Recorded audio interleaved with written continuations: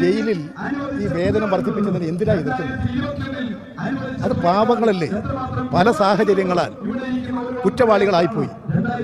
പല സാഹചര്യങ്ങളാൽ കുറ്റവാളികളായിപ്പോയി അല്ലേ? കുറ്റവാളികൾ സപ്പോർട്ട് ചെയ്ത് കണ്ടാണോ നിങ്ങൾ ഇവിടെ സംസാരിക്കുന്നത്? നിങ്ങൾക്ക് ശരിക്കും രാഷ്ട്രീയ നേതാവാണോ? ജയിലിലുള്ള ആൾക്കാർക്ക് കുറച്ച് വർധന ഇവിടെ കൂട്ടിപ്പോയി. അതിന് പല ആൾക്കാരും ഇവിടെ എതിർത്ത്, ആ എതിർത്തതിന് ഇതാ ഇയാളെ പോലെയുള്ള നേതാക്കന്മാർ ഇവിടെ സപ്പോർട്ട് ചെയ്യണേ. കുറച്ച് വർധന ഇവിടെ കൂട്ടിയത് കാരണം കൊണ്ട് എന്തിനാണ് നിങ്ങൾ എല്ലാവർക്കും ഇത്ര പ്രഷർ ഇവിടെ കയറുന്നത്? പാവങ്ങളല്ലേ, ചില സാഹചര്യങ്ങളാൽ അവർ കുറ്റവാളികളായി പോയി.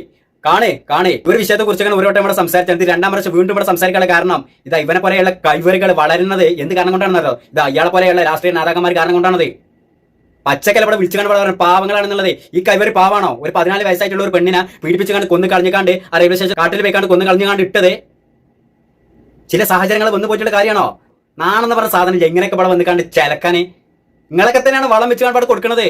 ഞാൻ നേരത്തെ പറഞ്ഞതുപോലെ ഇവരെ പോലെയുള്ള രാഷ്ട്രീയ നേതാക്കന്മാരാണ് പല കുട്ടികൾക്കും ഇതേമാതിരി കൊല്ലാനും പീഡിപ്പിച്ചാനും കൊന്നുവിടെ കളയാനും എന്ത് ചെറ്റത്ര എരപ്പത്ര പരിപാടികൾ ഇവിടെ ചെയ്യാനും വളം വെച്ച് ഇവിടെ കൊടുക്കണമെന്നും പെരുക്കണമെന്നും ഇയാളെ പോലെയുള്ള രാഷ്ട്രീയ നേതാക്കന്മാരാണ്. പാവങ്ങളല്ല എന്ത് കണ്ടിത്ത പാവങ്ങളാണോ? നിങ്ങളെ കുടുംബത്തിലേക്ക് ഇതേമാതിരി ഏതെങ്കിലും പെൺകുട്ടികൾക്ക് ഇവിടെ സംഭവിച്ചു നോക്കണം. അപ്പൊ ആ ചെയ്തിട്ടുള്ള തീവ്രവാദിനെ ആ കുറ്റവാളിന്റെ മുഖത്ത് നോക്കിയിട്ട് നിങ്ങൾ ഇവിടെ പറയോ ഓൻ പാവണം, ഓൻ അബദ്ധത്തിൽ പറ്റിപ്പോയതാണ്, അത് ഓനെ വെറുതെ വിട്ടാളി എന്ന് നിങ്ങൾ പറയും. നിങ്ങളുടെ കുടുംബത്തിലേക്ക് ഇതേമാതിരി ഒന്ന് ഇവിടെ സംഭവിച്ചു ഇവിടെ നോക്കണം. അപ്പോഴും നിങ്ങളെ നാവ് ഇതേമാതിരി ആയിരിക്കില്ല. അപ്പൊ ഓൻ കുറ്റവാളിയാണ്, ഓനെ കൊല്ല് മറ്റേതൊക്കെ മറിച്ചതാക്കി എന്നൊക്കെ പറയും. അതെങ്ങനെ സ്വന്തം നെഞ്ചത്തേക്ക് വന്നാണ് തട്ടി നോക്കണം. ഇതിപ്പോ ആരാന്റെ നെഞ്ചത്തേക്ക് തട്ടിയത് കാരണം കൊണ്ട്, ആരാന്റെ മക്കളായത് കാരണം കൊണ്ട് നിങ്ങളെ പോലെയുള്ള രാഷ്ട്രീയ നേതാക്കന്മാർക്ക് ഇതേമാതിരി ഇവിടെ വന്നുകൊണ്ട് വിടുവായത്തെ വർത്തമാനം പറയാൻ അറിയുള്ളൂ. കാരണം എന്താണ്, ആ ഒരു ഇതിന്റെ വേദന കാര്യങ്ങളൊന്നും അവർക്ക് അറിയുള്ളൂ, നിങ്ങളെ പോലെയുള്ള ആൾക്കാർക്ക് അറിയില്ല. നിങ്ങളെ പോലെയുള്ള ആൾക്കാർക്ക് എന്തായാലും കാര്യം ഇവിടെ വേണ്ടത് രാഷ്ട്രീയത്തിൽ വേണ്ടി കയറി ഇരിക്കണം, തിരിയണ കസലിൽ ഇവിടെ കറങ്ങണം, മേസിന്റെ റൂമിൽ ഇവിടെ ഇരിക്കണം, ഇതിന് പണം പത്രാസം ഇങ്ങനെ ഉണ്ടാക്കണം, കൈയിട്ടിക്കാണ്ട് വാരണം. ഇവർ ലക്ഷ്യത്തോട് കൂടിയിട്ടല്ലേ നിങ്ങളെ പോലെയുള്ള രാഷ്ട്രീയ നേതാക്കന്മാരോട് കയറി ഇരിക്കുന്നത്? അല്ലെ ഇവരെ പോലെയുള്ള കുറ്റവാളികൾ ശിക്ഷിക്കാനാണോ? അല്ല ഇവരെ പോലെയുള്ള കുറ്റവാളികൾക്ക് സംരക്ഷണം നൽകി കൊടുക്കുക, നിരപരാധികളായിട്ടുള്ള ആൾക്കാരെ ശിക്ഷിക്കുക.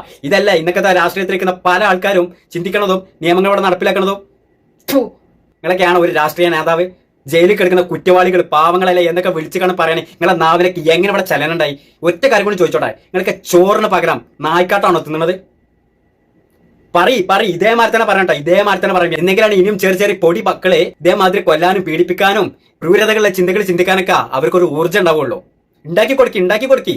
ഇപ്പോഴും ഞാൻ ഇവിടെ പറയണേ, ഇലക്ഷൻ ആണ് വരുന്നത്. ഇയാളെ പോലെയുള്ള കുറ്റവാളികളെ സപ്പോർട്ട് ചെയ്യുന്ന രാഷ്ട്രീയ നേതാക്കന്മാരെ ഇനിയും നമ്മുടെ കേരളത്തിൽ വേണോ വേണ്ട എന്നുള്ളത് നിങ്ങൾ തീരുമാനിച്ചോളി. ഈ വരുന്ന ഇലക്ഷനിൽ വെച്ചാണ് ഏത് പാർട്ടിക്കാരും ആയിക്കോട്ടെ ഇതേമാതിരിയുള്ള ആൾക്കാരെ എടുത്തുകൾ തൂക്കിയിടണം. CPM ആയിക്കോട്ടെ, BJP ആയിക്കോട്ടെ, കോൺഗ്രസ് ആയിക്കോട്ടെ, PDP ആയിക്കോട്ടെ, ഏത് പാർട്ടിക്കാരും ആയിക്കോട്ടെ ഇയാളെ പോലെയുള്ള തീവ്രവാദികളെ സപ്പോർട്ട് ചെയ്യുന്ന ഒരു രാഷ്ട്രീയ നേതാവിനെയും നമുക്കിവിടെ ആവശ്യമില്ല. അങ്ങനെ ഉണ്ട് എന്നുണ്ടെങ്കിൽ ഇതാ ഒരുപാട് കൊലകളെ നമ്മളോട് കേൾക്കേണ്ടി വരും.